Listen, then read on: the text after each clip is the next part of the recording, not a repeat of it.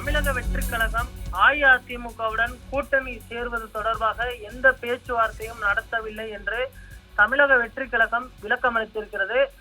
பாஜக கூட்டணியில் உள்ள கட்சியுடன் கூட்டணி என்ற பேச்சுக்கே இடமில்லை என்பதில் உறுதியாக இருக்கிறோம்.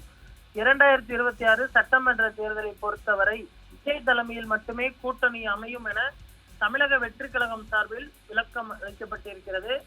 இன்று காலை பார்த்தோமேனால் டைம்ஸ் ஆஃப் இந்தியா நாளிதழுக்கு பேட்டியளித்திருந்த எடப்பாடி பழனிசாமி அவர்கள் தாவேகா தலைவர் விஜய் முன்வந்தால் பாஜகவுடன் கூட்டணியை முறித்துவிட்டு தாவேகாவுடன் அதிமுக கூட்டணி வைக்குமா என்ற கேள்வி எழுப்பப்பட்டிருந்த நிலையில் அந்த கேள்வியே கற்பனையானது என்று தெரிவித்திருந்தார்.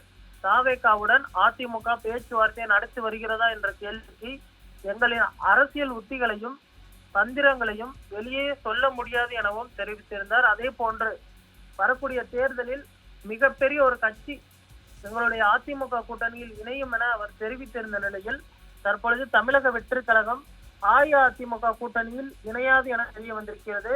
எங்களுடைய கொள்கை எதிரி பாஜகவுடன் எந்த காலத்திலும் இணைய மாட்டோம் என்றும் தமிழக வெற்றி கழகம் சார்பில் விளக்கம் அளிக்கப்பட்டிருக்கிறது.